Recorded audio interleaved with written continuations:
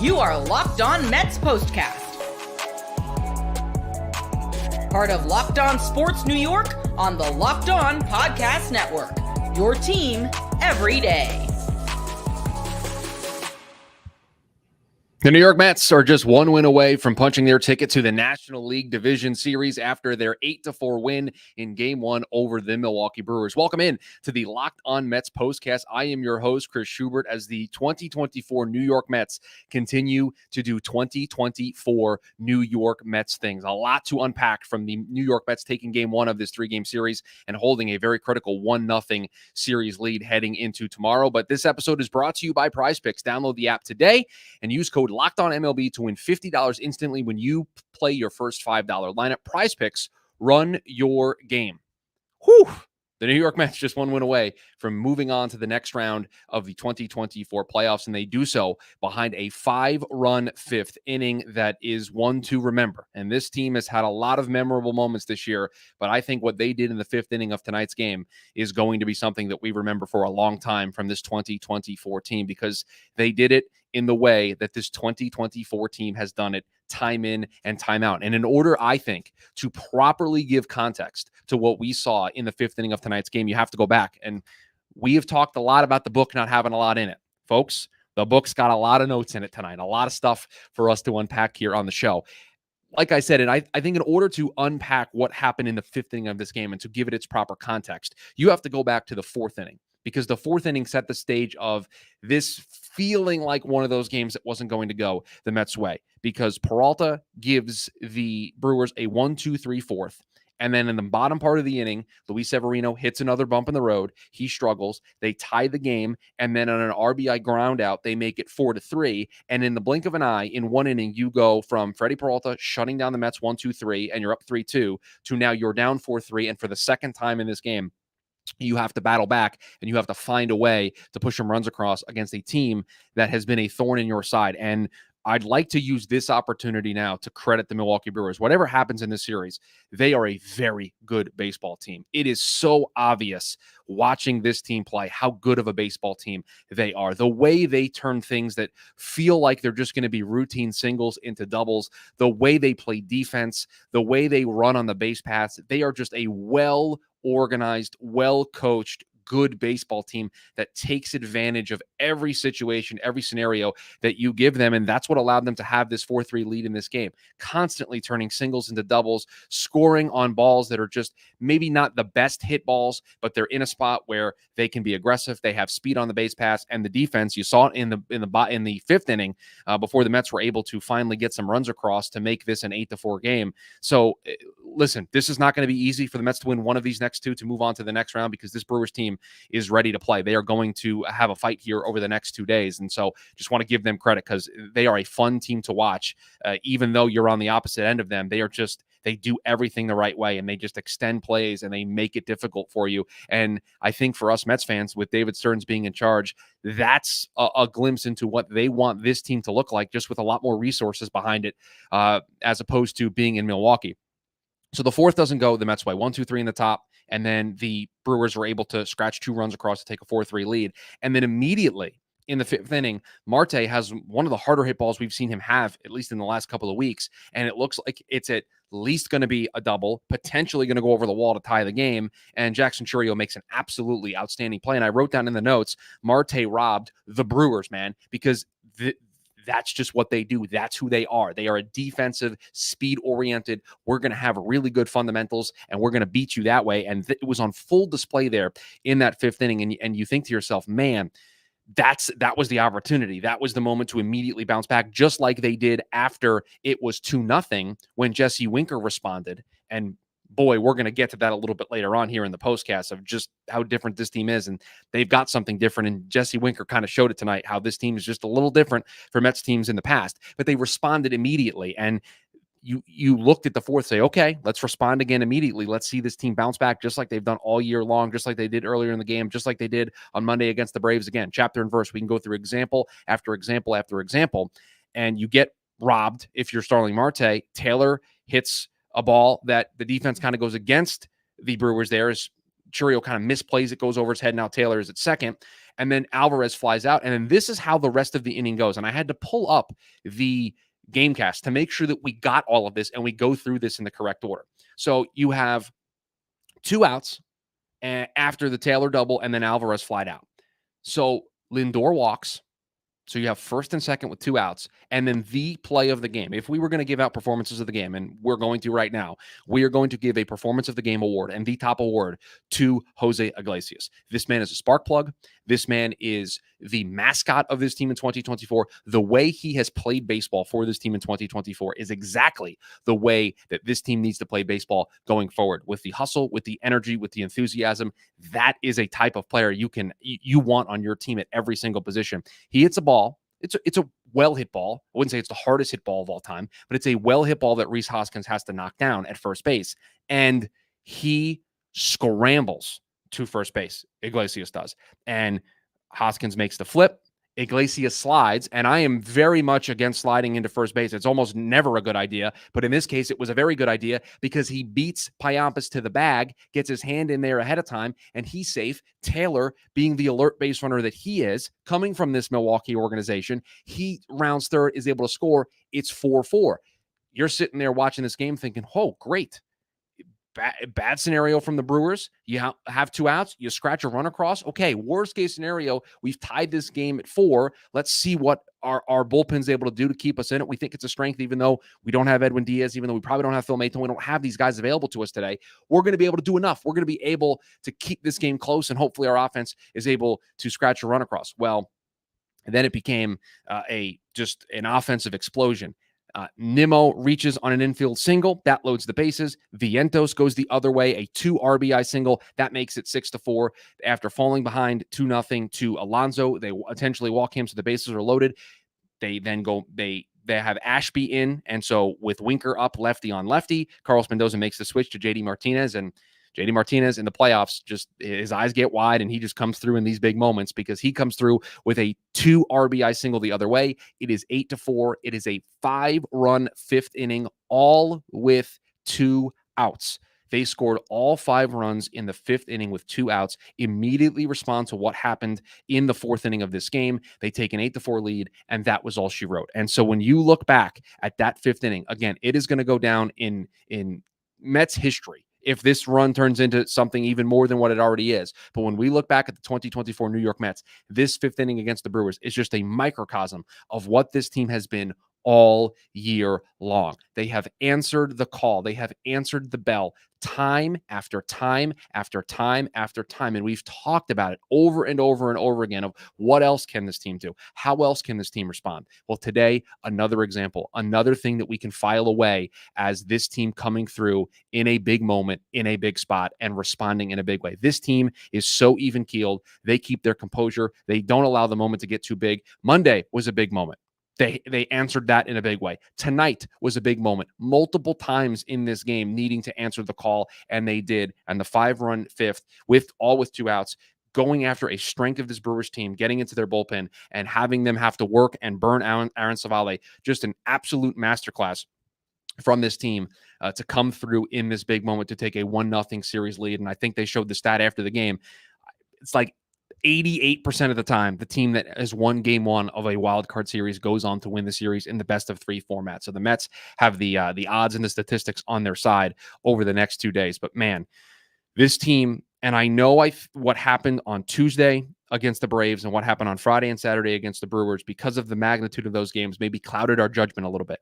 But what we saw tonight was exactly what this team has been since May 30th. They have been one of, if not the best teams in baseball. Tonight showed you that. Tonight showed you they are one of the best teams in baseball. They belong on stage, and they are showing that they not only belong on this stage, they want to try to own the stage. They want to try to make the stage theirs. They want to be the featured act on the main stage of the 2024 MLB playoffs, and they have one more game to win in order to continue their set out there in front of this big crowd that is the national audience that is consuming these games. So just a absolute masterclass in the fifth inning of this ball game, and the 2-out approach that this team showed time and time again, just going the other way, taking the pitches as they come, not trying to do too much, pass the baton, moving on to the next guy. It all culminated in what was the big offensive breakout that this team needed in a big spot, and they now pushed across those 5 runs and ultimately won the game. It was Luis Severino who took the mound tonight for the New York Mets, and while the box score maybe doesn't look pretty, Luis Severino did just enough. We will get into that here on the other side. PrizePicks, we've talked about it. You're going to want to download the PrizePicks app and use code LOCKEDONMLB. You'll get $50 instantly when you play $5. PrizePicks, the best place to get real money sports action. With over 10 million members and billions of dollars in awarded winnings, PrizePicks has made daily fantasy sports accessible to all. You just pick more or less on at least 2 players for a shot to win up to 100 times your cash. Run your game all season long on PrizePicks. We've talked about it here on the show before. PrizePicks, the only real money daily fantasy platform with an injury insurance policy, so your lineup stays in play even if one of your players gets injured. If your player leaves in the first half and doesn't return, PrizePicks keeps your lineup live. PrizePicks puts its members first, so all withdrawals are fast, safe, and secure. Sign up today and get $50 instantly when you play $5. You don't even need to win to receive the $50 bonus. It's guaranteed. PrizePicks, the best way to win real money this football season. Which players are going off, which ones aren't. Make your picks in less than 60 seconds and turn your sports opinions into real money all season long on PrizePicks. Download the app today and use code LOCKEDONMLB to get $50 instantly after you play your first $5 lineup. Download the app today and use code LOCKEDONMLB. That's LOCKEDONMLB to get $50 instantly after you play your first lineup. PrizePicks, run your game. Luis Severino, if you look at the box score from this game tonight, is not going to wow you. It's not going to be something that you write home about. He goes 6 innings, 8 hits, 4 runs, 3 earned, 2 walks, 3 strikeouts through 105 pitches. And there were moments of this game where you probably didn't want Luis Severino in this game. I wrote at one point that he probably needed to be taken out after the RBI ground out made it 4-3. And yet, Carlos Mendoza, dealing with a bit of an empty hand tonight because he probably didn't have Edwin Diaz and he probably didn't have Phil Maton, and he was going to have to negotiate. He was going to have to navigate a potential scenario where they had a close lead late, and he didn't have his 2 primary relievers that he wanted to go to. And Luis Severino stepped up in a big way. So again, the box score is not going to make this seem like this was one of the Luis Severino starts that we have seen time in and time out this year. But Luis Severino did something that the New York Mets absolutely needed, and what was a negative for this team going into the series, and what was a big reason why people were picking against the New York Mets in this series. This was the reason why people didn't think they would be able to beat Milwaukee, because they were at a bullpen disadvantage, needing to have to use all the guys that they had to use on Monday in order to just get into the postseason.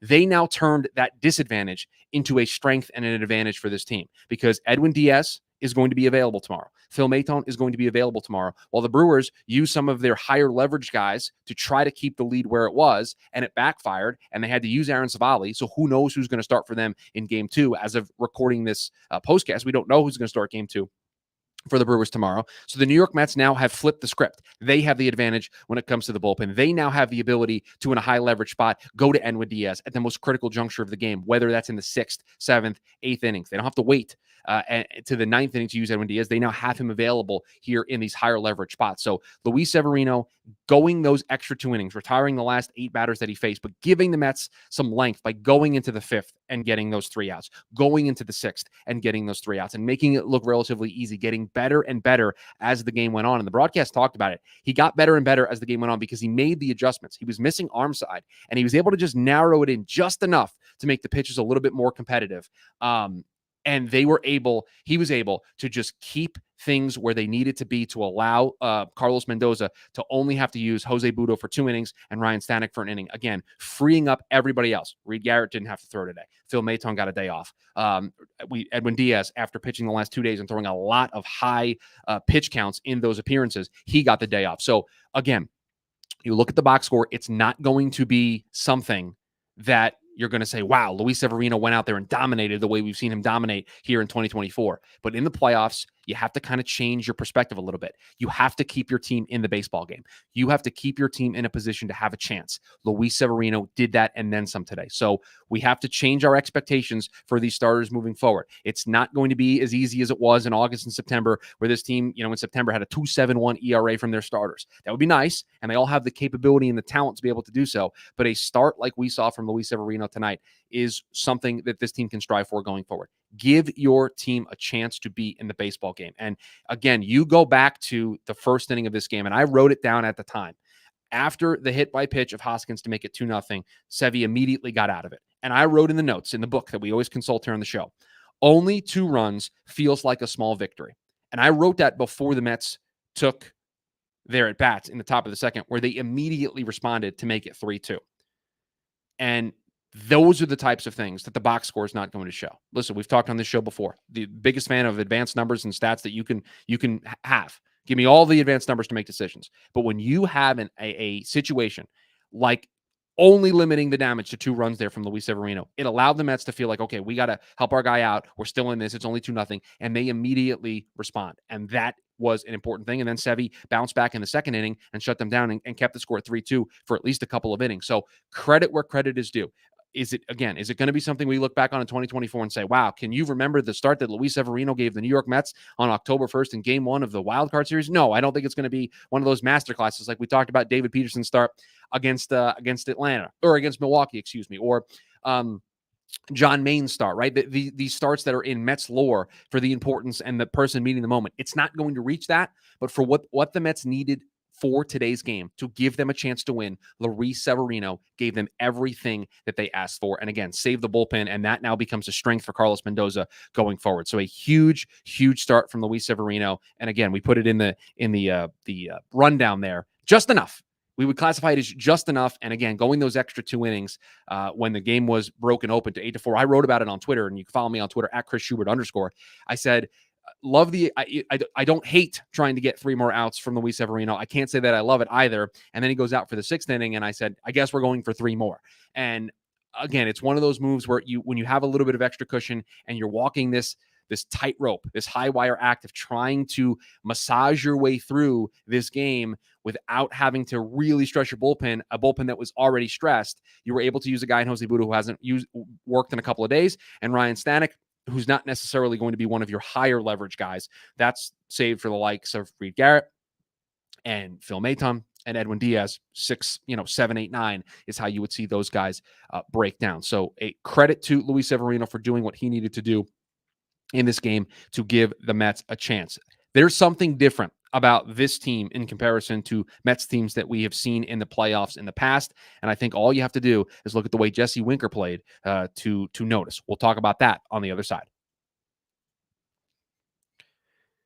Hey, NFL fans, you can start the season with a big return on FanDuel, America's #1 sportsbook. So when you get a hunch in the middle of the game, you can check out the latest stats, view live play-by-play, and so much more on the same page where you place your bets. You'll get started with $200 in bonus bets guaranteed when you place your first $5 bet. That's FanDuel.com. Gametime, the Gametime app. We've talked about it here a bunch on the show. The Gametime app. Maybe you want to take part in a upcoming sporting event, potentially involving your favorite baseball team, maybe with hockey around the corner. You're going to want to go see some hockey. Maybe your favorite football team is in action. You want to see them. Well, you're going to want to use the Gametime app. Gametime Picks curation makes it even easier to save more on sports, concerts, comedy, and theater. And they've got a bunch of different features in the app, including the all-in pricing. Toggle this feature on, and it shows you the total up front. You got no surprise fees at checkout. So again, you turn that toggle on, no surprise fees at checkout. The total is shown right up front to you. How about Seat View? Get a panoramic view from your seat in the app before you buy. The lowest price guarantee or Gametime will credit you 110% of the difference. And Gametime ticket coverage. Your purchase is covered with the most flexible customer service policy in the ticketing industry. Download the Gametime app, create an account, and use code LOCKEDONMLB for $20 off your first purchase. Terms apply. Again, create an account and redeem code LOCKEDONMLB, LOCKEDON MLB for $20 off. Download Gametime today. What time is it? Gametime. This team has something different. And in 2024, I think the thing we've learned most about this team is they're going to fight. They're going to get up off the mat. And that's not the thing that's necessarily different, although it is different. I just think we've come to a place, at least we should after today, if we have not hopped on board this already. they're going to do this. They're going to respond. They're going to get up off the mat. So no matter what, and I know watching a playoff game can be an emotional roller coaster, and it can be the highest of highs and the lowest of lows. But when this team got down 2-0, and I was a little down on myself watching the game and down on them potentially coming back. But then I realized, especially when they immediately made the comeback, this is what this team is. This is who this team is. This is the identity of this team. If you haven't gotten a chance to listen to Carlos Mendoza and the speech that he gave to the team afterwards when they made the playoffs and had their celebration in the clubhouse, he said in the spring, everybody wrote this team off. Everybody at the end of April, we're talking about players in this room right now that are standing here with us and saying that you were going to play on other teams. And JD Martinez, one of the guys that is here, we brought in, and he said that he was going to take this team to the playoffs. He was going to be a part of a playoff team, and here we are. And guess what? That message, sometimes coaches and managers in different sports, they use that to kind of drum up some energy from the team. Oh, everybody doubted us, and they're, the favorite to win the championship. And no, nobody ever doubted you, right? The Kansas City Chiefs can potentially use that as bulletin board material, but that's not the case. But for this New York Mets team, they were counted out. They were counted out. There was not supposed to be a Locked On Mets postcast in the postseason here on the Locked On Sports New York YouTube channel. That was supposed to be reserved for Jay Berman, who covers the Giants and also covers the Yankees here for the Locked On Sports New York YouTube channel. That was supposed to be reserved for over there. There was not supposed to be this. You and I were not supposed to be interacting right now discussing the New York Mets taking a 1-0 series lead in the wild card round of the 2024 playoffs. Yet here we are because this team has something different. And guess what? You saw it in the second inning.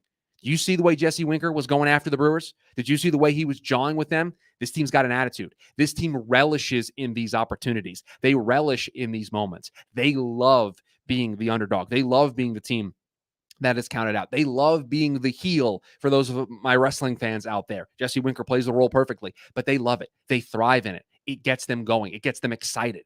And it is that little extra juice that this team uses to push them over the top. And they've got star power up and down the lineup. They got star power up and down this team, but they need that little extra at times. And guess what?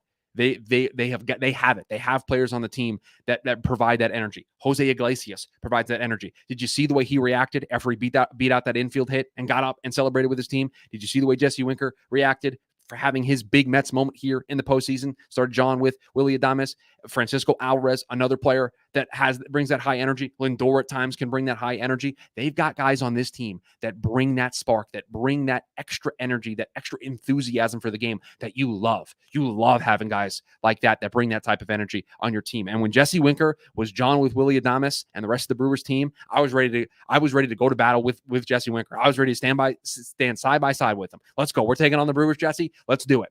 And that's what you love from your team. You love for your team to have an attitude, to have an identity, to have an energy. There are some great teams in sports. Some of them they go through the season and they don't have an identity. They're just really good players. The New York Mets have really good players, but they're not great. They're not an elite baseball team. But you know what they do have? They have an attitude. They have an identity, and their manager buys into it. The clubhouse buys into it. The players buy into it. Everybody has bought into this identity. And when you have an identity like this, it can create the magical M word when it comes to playoffs and sports, momentum. And this team right now, after what they did on Monday and what they did today, have momentum. And momentum is a scary thing in the playoffs. We have seen what the Texas Rangers were able to do with momentum last year, and we saw what the Arizona Diamondbacks were able to do with momentum last year. So a full display of what the 2024 Mets are all about. If somebody came back in a time machine and said, tell me about the 2024 New York Mets, you would show them this game. You would show them this type of outing from Luis Severino. You would show them this game from this lineup. You would show them this energy, the hustle plays from Iglesias and Winker. You would show them all of this stuff to say that is what the 2024 New York Mets were all about. And when you have that, when you play that way, there is not a single game that you are not going to be able to win. And so now the New York Mets have a task in front of them, and that is to win one more game to punch their ticket to the NLDS. Make sure you are locked on with us here on the Locked On Mets postcast. Go ahead, subscribe to the YouTube channel, turn on the notification bell. You will be notified when we go live. We will have another one of these tomorrow after game 2 of the NLDS. Make sure you are also subscribed if you're watching us just on the YouTube side of things to the Locked On Mets podcast. Ryan Finkelstein will also have some reactions to this game as well. So we both have you covered. And like I've mentioned, we don't just have the Mets here on the Locked On Sports New York YouTube channel. We've got you covered with all of your New York teams after they play. But the New York Mets come through in a big way. They ride the momentum